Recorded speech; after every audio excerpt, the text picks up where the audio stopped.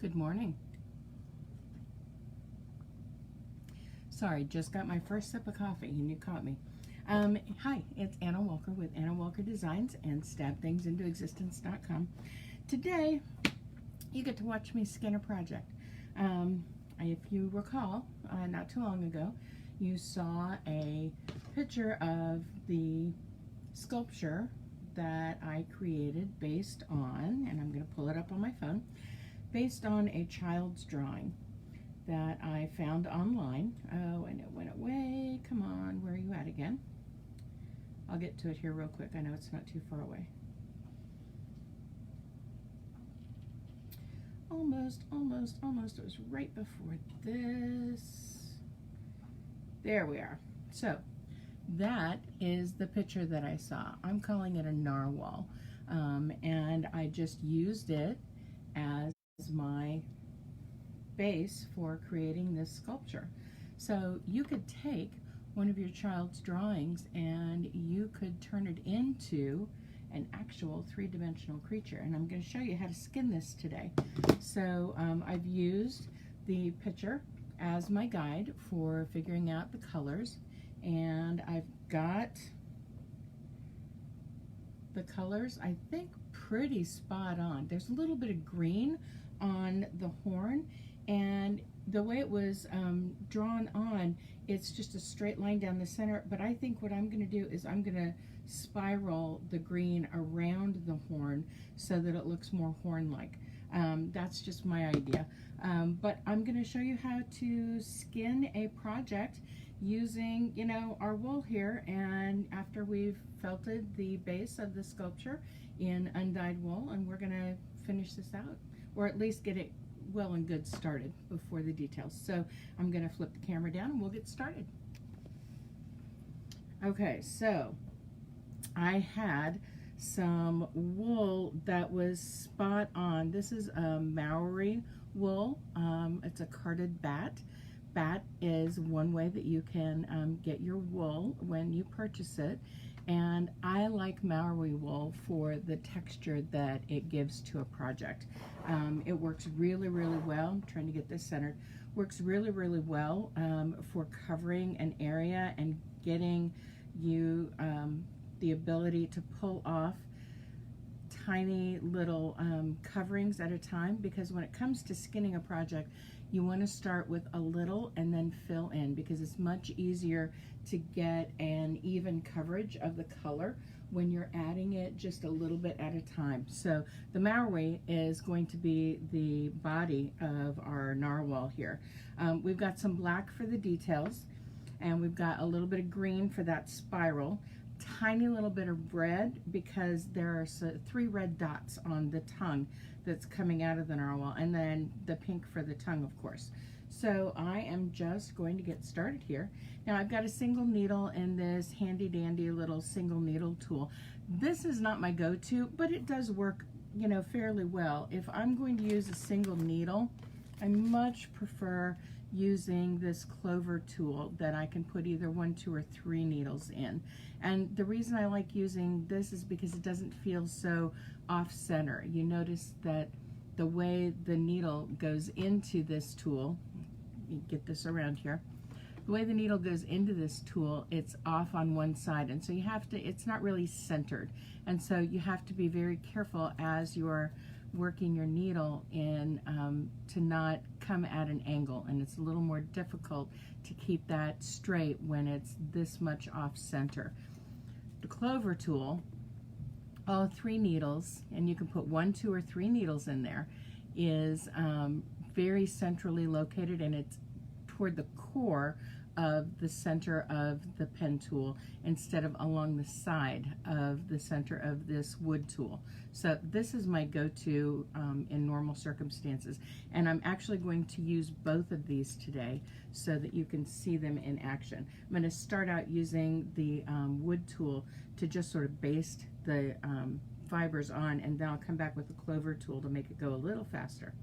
So again, I said when you're putting this on, you want to put on a little bit at a time so that you can make sure that you've got a nice even coverage here. Now, when it comes to basting your color on, I literally just randomly stab in a couple of different areas just to get, let me get this out of the way. Oh, it stabbed through the fin. Nice. Just randomly stab through a couple of areas just to hold it in place so that you can then see where the next area is that you need to cover.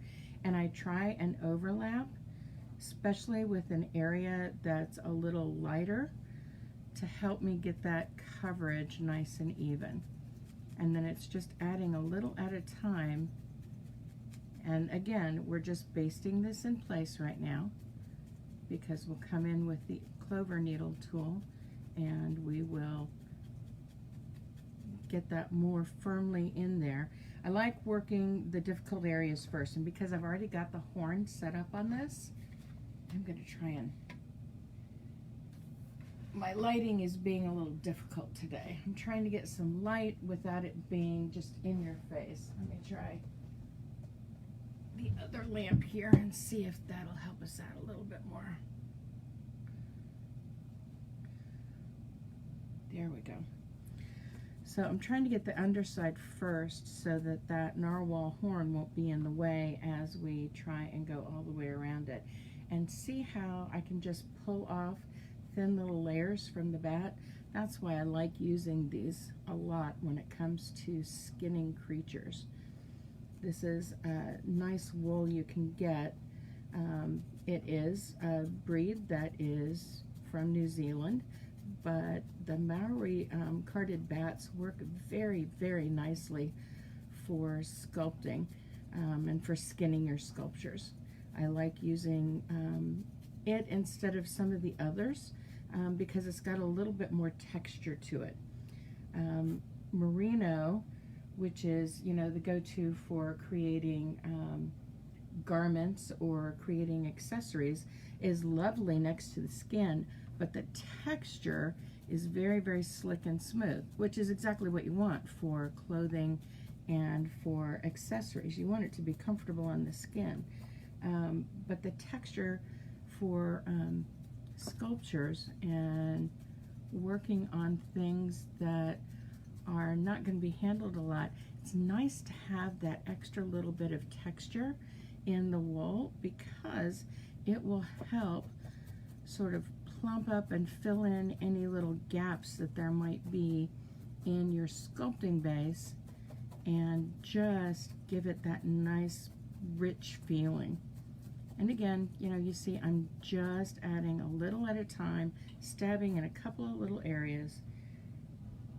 And the nice thing about wool is that you can pull pieces off all the time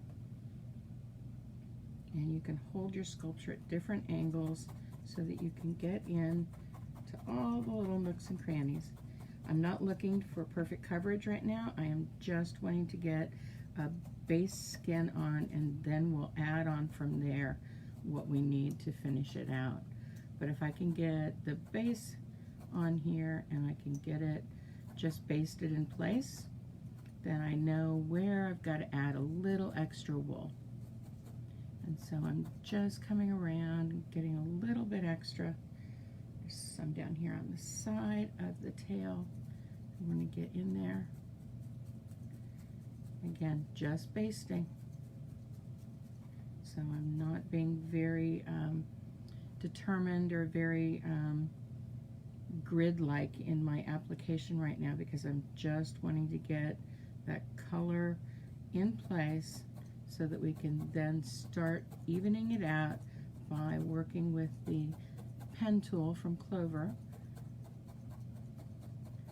and then we'll know where we need to fill in from there. Got a little bit we need to carry over here.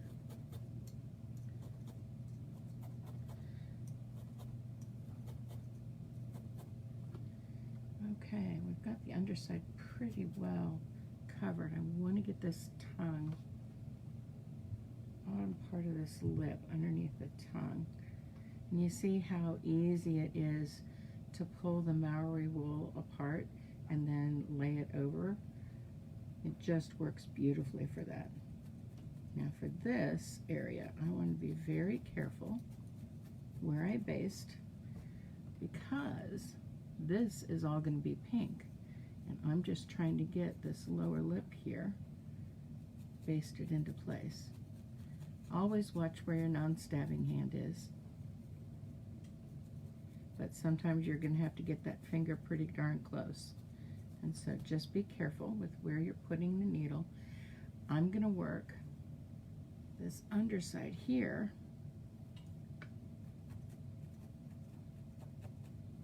Just try and get, don't want those fibers up too high. I want them right down here at the base.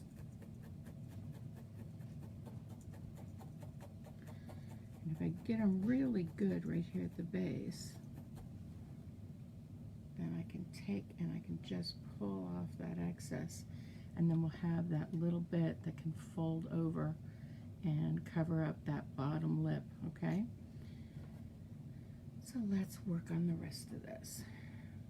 As we get closer to the face of the creature here, we're going to have to get smaller and smaller pieces. We want to make sure that we're getting as close to the tongue as we can without getting on the tongue. And there's a tiny little upper lip. Can you see that? Tiny little upper lip there.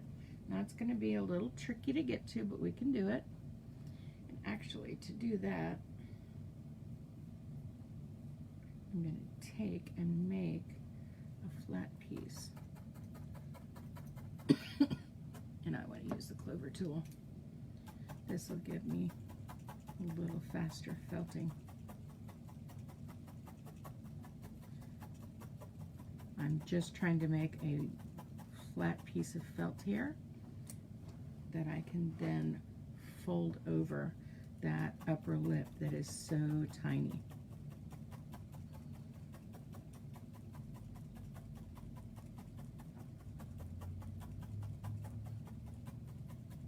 And I don't want to fully felt this flat piece, but I do want it to be flat enough that I can put on there. And I may need, yep, I'm going to take my tiny little embroidery scissors. I'm going to cut this in half. We'll save this. We may need that for something else. And we can take this and just very, very gently, again using the single needle, I'm just stabbing it into the underside of that upper lip. I'm being very careful here because I know that that lip is not very big at all. And then I'll try and fold it down here. There we go. And I can take and trim this a little bit more here. Trim a little right there. Trim a little right there. These tiny little embroidery scissors do come in handy a lot when you're working on a sculpture like this. And then I'm just going to take this and fold it up. I'm still using that single needle here. I'm going to fold it up over the top part of that lip, and then I can just take the rest of this and baste it right on down to the face. And then what we'll be able to do is take the single needle and just carefully working it, we will get that upper lip nicely anchored in.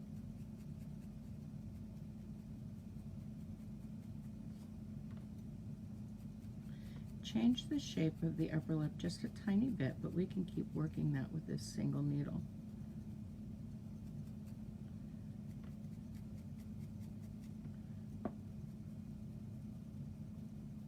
And be careful when I'm going down like this toward the tongue that I don't go too deep, otherwise it'll get into what's going to be pink.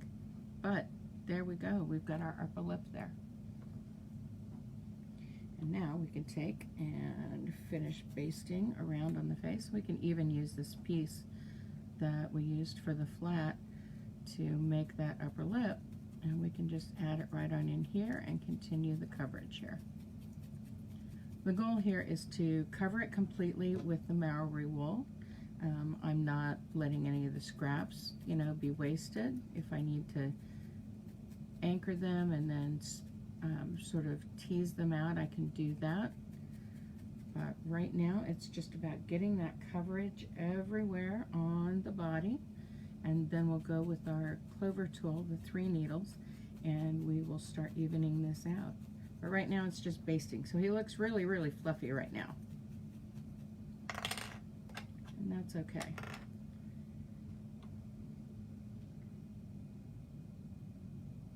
And again, another light sheet. Let's see where we can add this. There we go.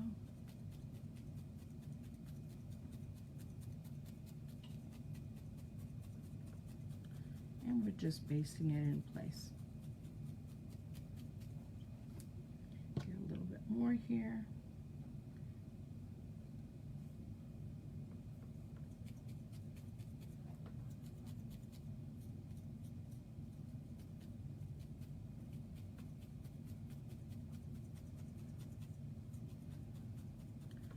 And we just overlap the areas that have been done before just to get that coverage on there fairly even all the way around. We'll know better how much more we're going to need to add after we start using the clover tool. But I'm going to really quickly do this horn here, because I think the easiest way to do this horn is to take and wrap the wool around, going all the way to the top, and then very carefully getting those fibers basted into place right at the top.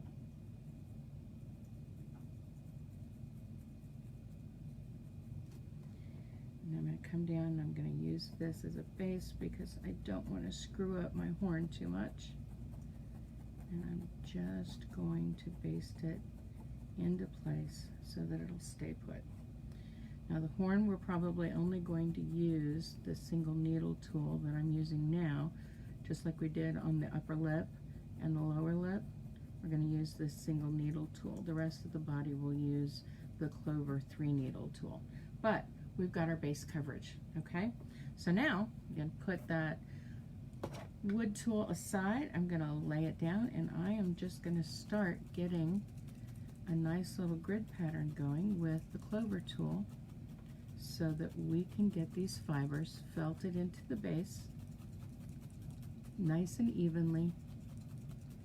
Now if you get nervous about your fingers being too close, you can use an awl to hold it into place. I've gotten used to where my fingers are, but that takes years of practice. So be careful. Always know where your non-stabbing hand is. You know from my experiences earlier this summer that I did indeed stab a needle all the way through my finger. So it does happen. And see how I'm using the tool to reinforce the contours of the sculpture? If you've got a particularly rounded piece, you want to make sure that you're using your felting needle, whether you're using a tool or a single needle.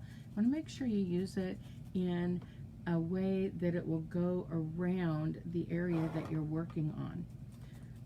That'll help you reinforce the sculpting that you've already done and make it so that you don't have to do more sculpting after you've added the skin because you didn't follow the contours. So follow the contours. Just make sure that as you're doing that, you don't change your direction. If I'm going here and I'm going to move it to here, I'm going to make sure that the needles are out before I move my hand over. Now let's work the other side. You can work your needles, whether you're using a multiple needle tool or a single needle, you can work them at different angles. Just make sure that you are changing your direction when you're out of the fiber. Don't change your direction when you're in the fiber. And I like to try and work the contours, and then I like to try and work a grid so that I make sure that I get nice coverage all the way around.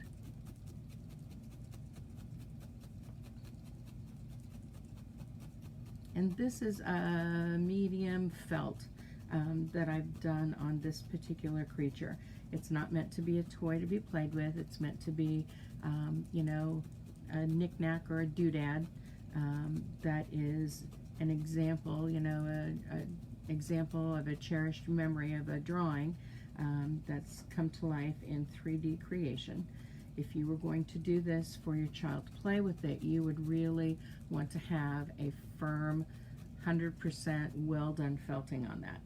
Now, I don't know if you noticed, but I did. I've got a little bit of gray that popped in there, and so I can just pull it out by just lifting it with the needle. Okay, so you can see we've unfluffed an awful lot here, and it's just a matter of continuing on. And at some point I'm going to switch to a single needle again, because that'll make a more smooth surface. But this is a nice way, using the multiple needles, to get your felt to happen a little faster than what it would with a single needle.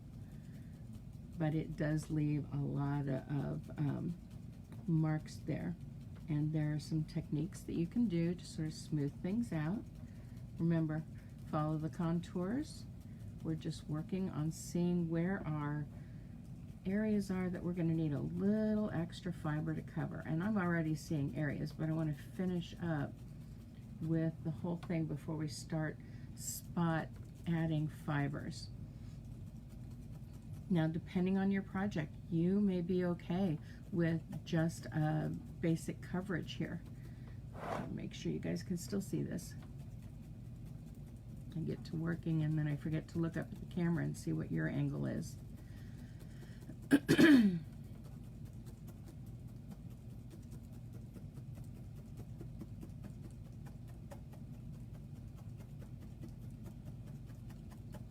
we'll have some areas that we'll fold over here. And use the sides of your felting surface, your felting block, to help support different areas. You see how I've got the fins of the tail hanging off? That's so that I can have a nice solid base of foam underneath the tail as I'm working this area of it. And then sometimes you got to get into some, you know, somewhat tricky positions to be able to get it all taken care of. Just make sure that you always know where your non-stabbing hands are. And make sure that you don't put that stress of changing directions all on your wrist. You want to make sure that you let your arm from the elbow do the hard work. Okay, so this is one of those challenging angles. I've got to get back here. I've got to get back here on the back. So, children, this is not something to be done quickly and easily like I'm doing it here, unless you've got years of experience and you can have the feel built up in your hands for knowing how deep those needles have gone. Because there's not a lot of space between my finger and the tail, but this is an odd angle and there's really no way for me to do this any other way than to hold it in my hand.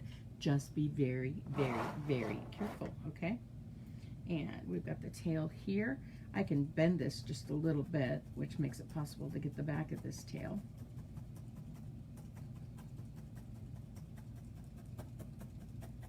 And I think I am about done with this multiple needle tool, because I am getting into an area where I need to have a little more precision.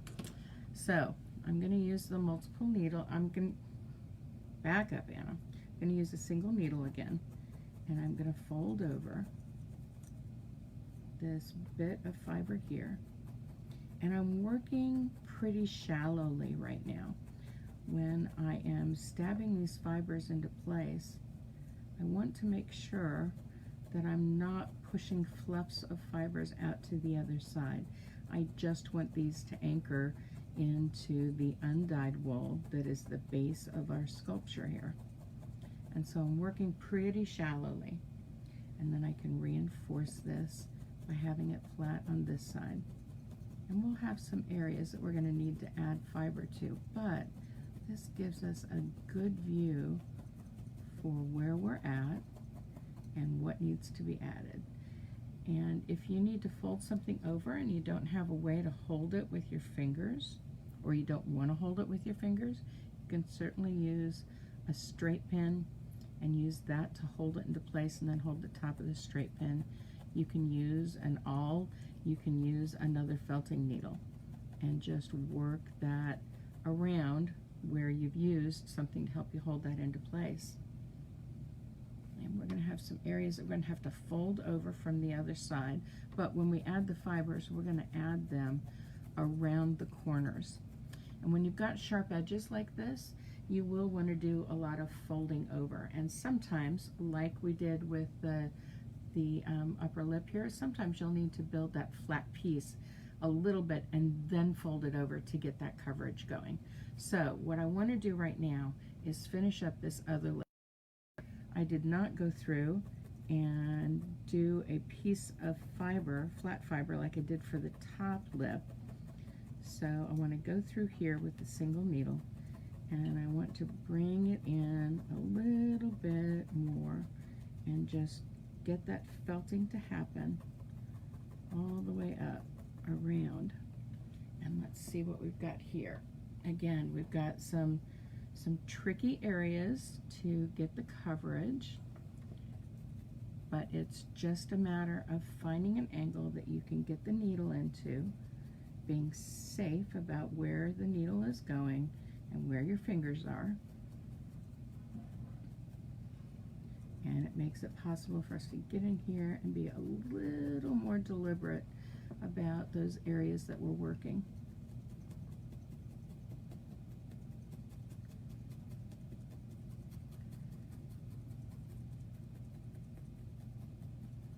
And sometimes working parallel to the area that you're trying to get those fibers into is a good way to get that coverage.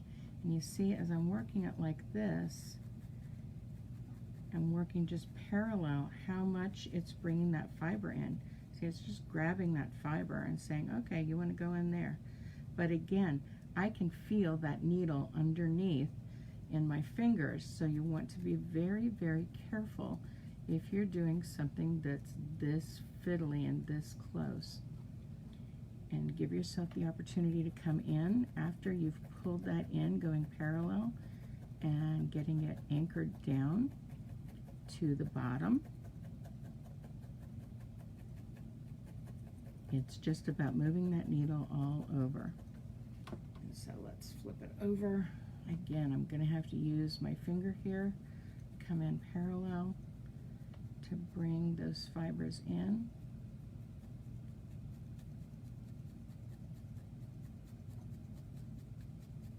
And you see how it just tucks those fibers right into the base.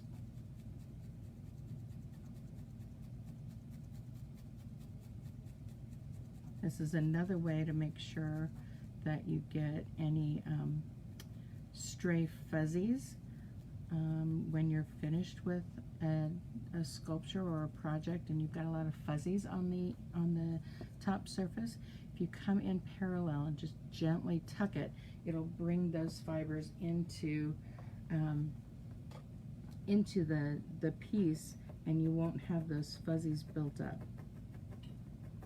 I'm just working it here on the edge and coming at it so that I can get to that edge of that lip.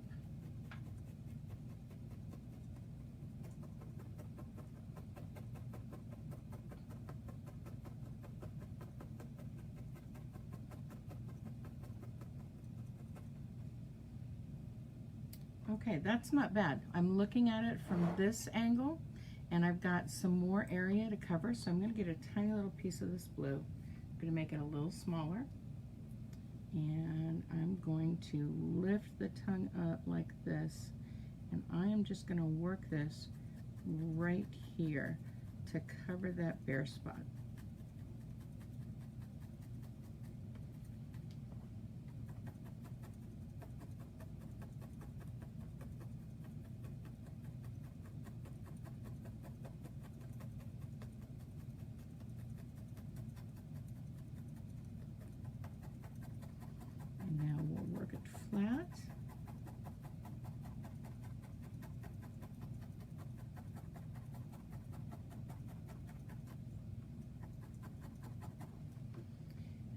take a look at the underside.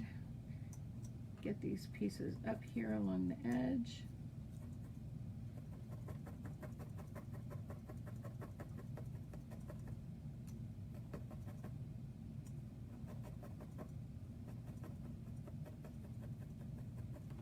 And sometimes it's just a single stab or two that'll be enough to pull that fiber right on up.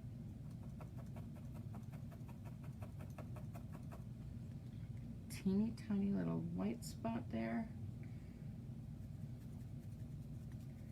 Oh, I'm getting off camera again. Sorry, guys.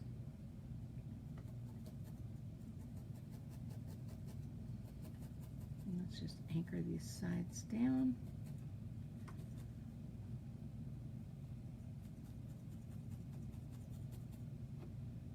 And now we're just going to start building up the color and evening it out using a nice slight grid pattern so that we can make sure that we've covered all of the area.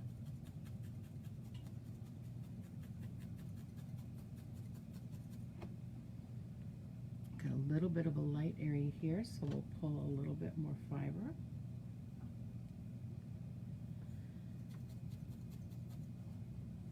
And remember, at this stage, it's not about felting the sculpture. It's just about stabbing gently into the surface so that we've got the colored fibers attaching to the sculpted undyed fibers that are already sculpted the way they need to be. We just need to do shallow stabs to incorporate the colored fiber to the sculptured base. And so it's just shallow stabs going all the way along the entire surface of the sculpture to make sure that we've got a nice even coverage. And I just like to, do a grid pattern. I start at one side and I go through to the other side. And as I'm working it, if I see a bare spot, I'll just pull in a little extra fiber and we'll even that color out. And if I see another bare spot, same thing. It's just about, pardon me, getting a nice even coverage here. Following the contours of the sculpture.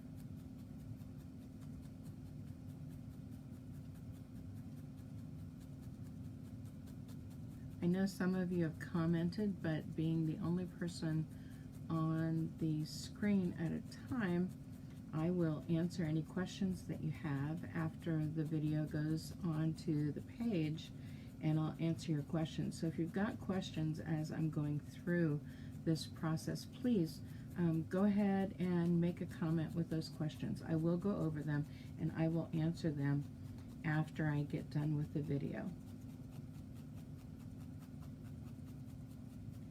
And I think we've got a pretty even coverage there, although I am seeing a spot up here on the top. I want to do the other side first, where I know we've got a lot of spots that need to be covered up.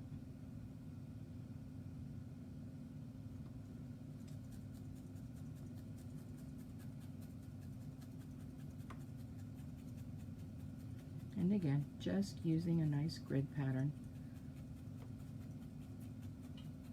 Adding the fiber as I see that I've got a bare spot.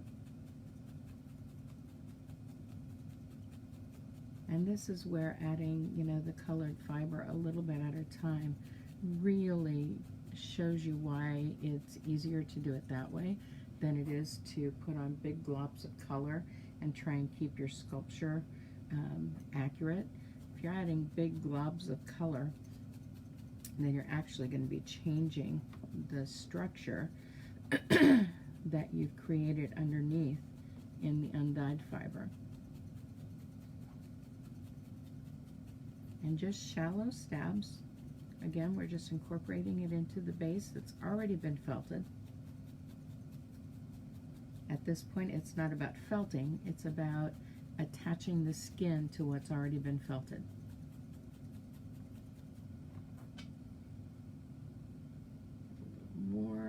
here. I think I'm going to do that.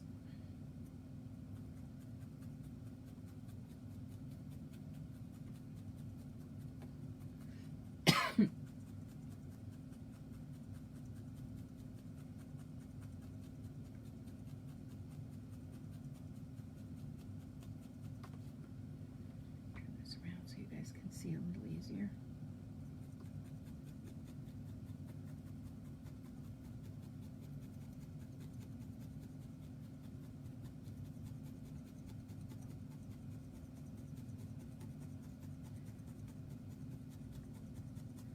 The live classes still have spots available, and there are still class kits available, though I can't guarantee that they'll be delivered in time for the classes that begin on the 30th.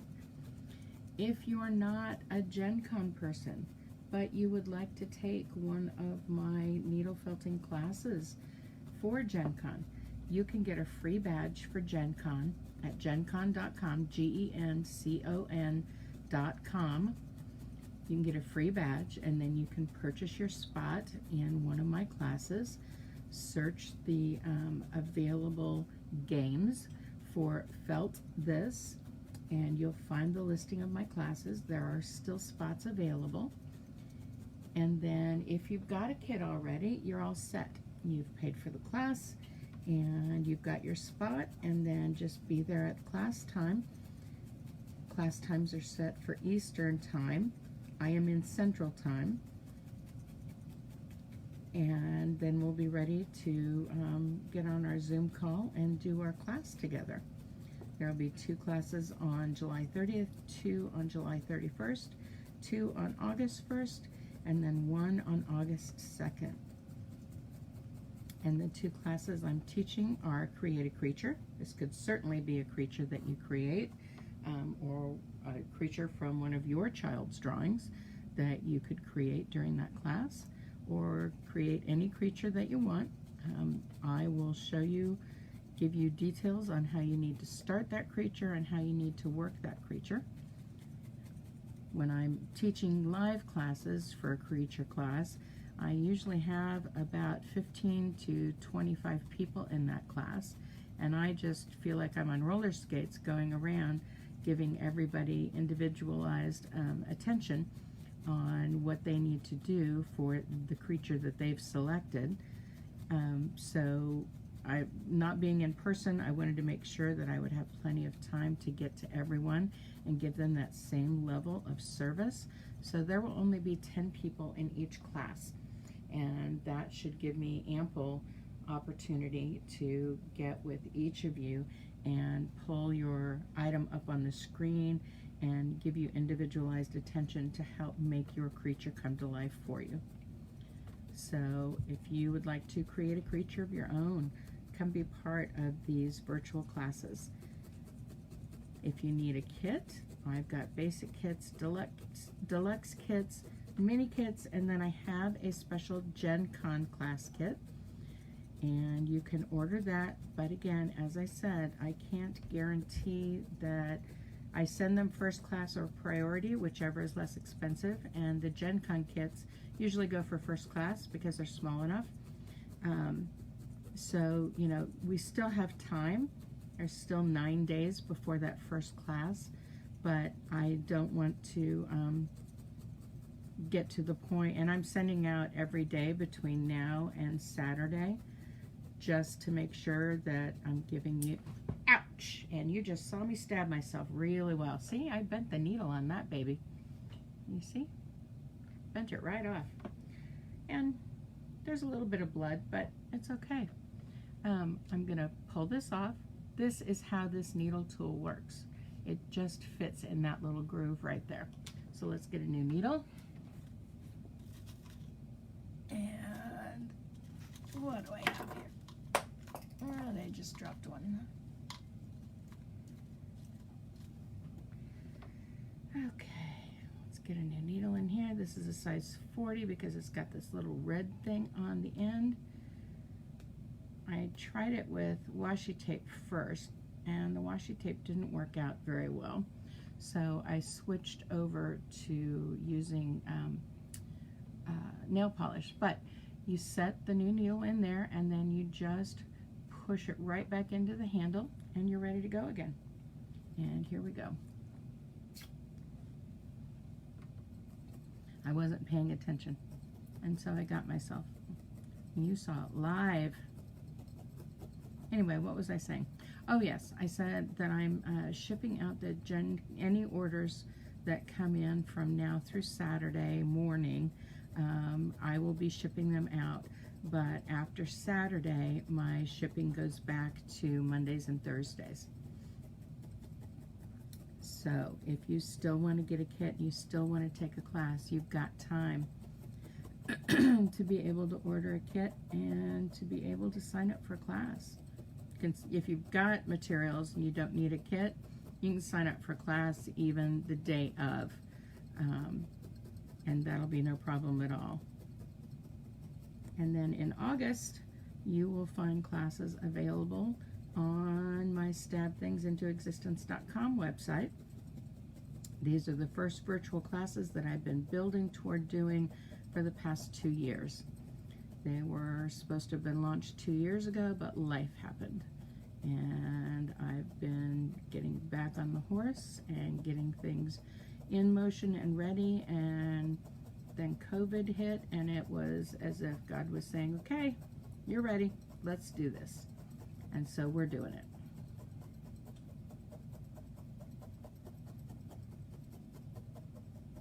Because I don't know about you, but sometimes I overthink things a lot. Okay, now we've got some areas that we're going to need to cover over on that, but I am going to wait for the moment because I want to see how the back part of this works. And again, we're getting into some tricky areas here because we're on the underside and I can't really flatten it out. So I'm holding it in my hand. Let me move this out of the way. I am going to log off here shortly, and we will work on this again tomorrow, but I will get all of the blue taken care of before I come back tomorrow, and then we'll start working on the other details and we'll finish bringing it to life. But I just wanted to show you how to start skinning a project, because if you're like me, and here's another piece that doesn't belong, there we go, and there's another one. If you're like me, you've got several projects that are sitting around, UFOs, unfinished objects, and sometimes you just need a little inspiration to help you get going to that next step. I need a little bit more blue underneath here, but I want to get this all the way down so I can determine exactly how much blue I need and where I need it.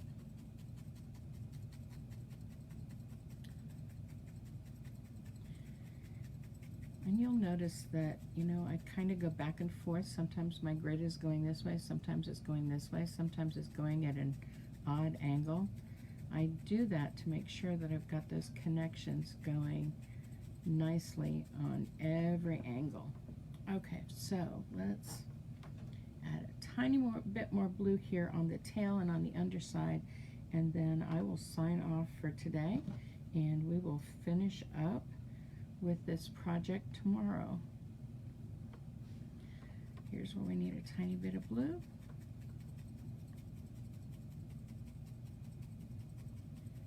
Sort of hit the edges and the links. I started on this end, I went over to this end, and now I can fill in between.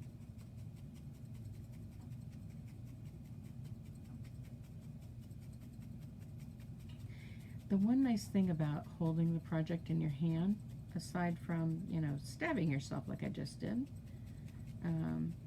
is that you can move the project instead of moving the needle, and that sometimes is a lot nicer than moving the needle around. And even if you're holding it in your hand, sometimes it's a lot safer than moving the needle around, because you can see exactly where you need to stab, what you need to add, and you can get those contours while keeping your stabbing hand at a nice, comfortable position so that you can get all of the contours in there. Okay, we need a little more blue here. Right here on the underneath. And I just try and anchor it along the entire area that I need that to show up.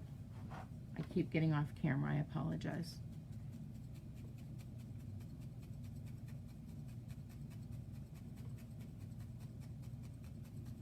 For my classes, I'll be working with 2 cameras, and one of them will be an overhead camera instead of my mobile camera that I use here for our lives. So you'll be able to see directly down on what we're working on when we're in classes, because I'll have that camera set up to be able to do that, so that you can see right as if you were standing over my shoulder. Just a tiny bit more blue here along the tail.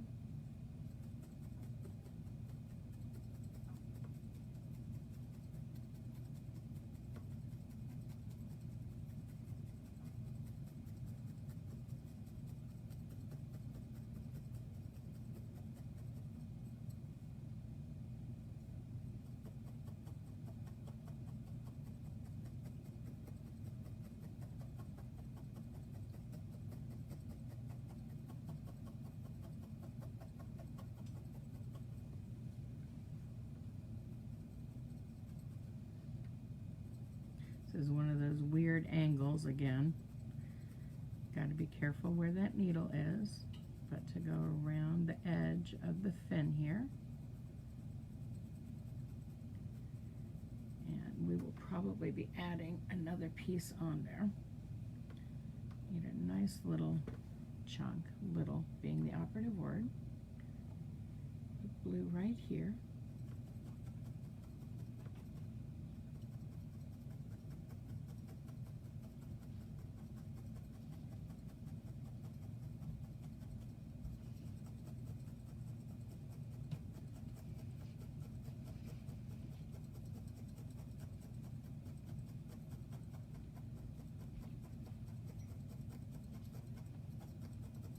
Just making that fin a little more defined on the edge.